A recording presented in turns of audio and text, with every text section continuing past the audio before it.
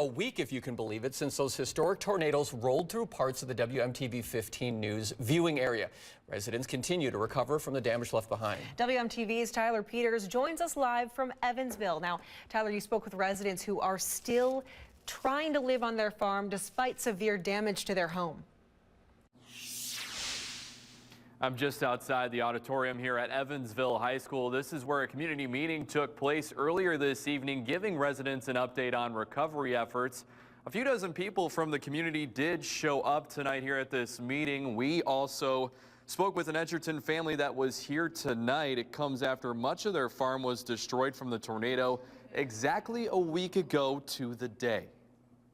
It sounded like a train went through our house. That's what Gabriella and Ryan Nelson heard the moment a tornado hit their house. The aftermath leaving them searching for a new home. Every day we wake up and we look outside and it's more than just a price tag. It's everything we worked for our whole life. It's our American dream, and it was gone overnight. A week later, a big concern is staying on their farm to take care of their farm animals. They scrambled all week to find a temporary way to live on their farm and ended up getting a mobile home.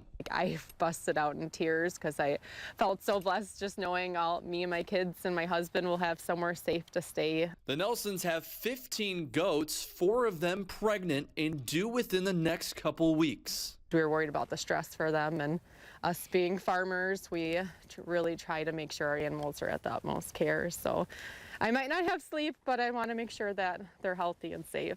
Gabriella runs a small business making products out of goat milk. Now she's unsure when it will return back to normal. We lost all of our hay. My business is going to be on pause for the unseeable future, knowing that we won't have milk and supplies for that, or even a safe home to make that. The family is now waiting to see if they can fix up their home. The 15 goats that they have, they hope to have them back on their farm soon, but for now, the 11 others are being taken care of by someone else. Live in Evansville, Tyler Peters, WMTV 15 News.